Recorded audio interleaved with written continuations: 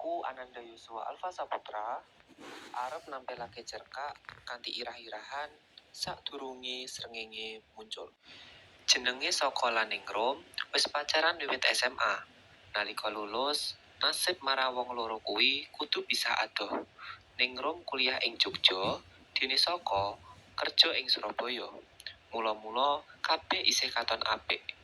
Teleponan saben wengi, video call saben dina Minggu, lan tembung-tembung manis saben esuk. Ananging, wektu lupaku. Tuntutan urip gawe kahanan ora kaya biyen.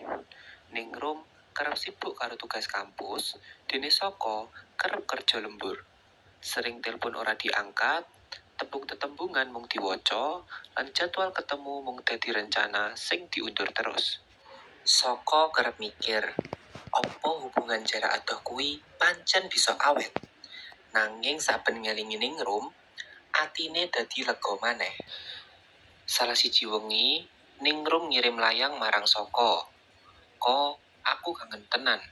Nanging aku uga kesel banget karo kegawean iki. Aku wedi yen kowe ilang rasa marang aku." Saka banjur nelpon Ningrum. Suarane alus nanging tegas. "Ning, aku ora lunga. Rasaku isih padha kaya mbiyen. Saiki mung kahanan sing nguji." Wengi iku loro-lorone cerita jembar, rasa kangen, rasa kuatir, lan harapan sing padha digenggam bareng-bareng. Sasi sabanjure, Ningrum mulih dolan. Saka nyusul menyang omahe Ningrum. Nalika ketemu, ora ana tembung dawa, mung sumeh sing ora bisa diganti layar HP. Ningrum nyandak tangane Saka lan ngomong lirih.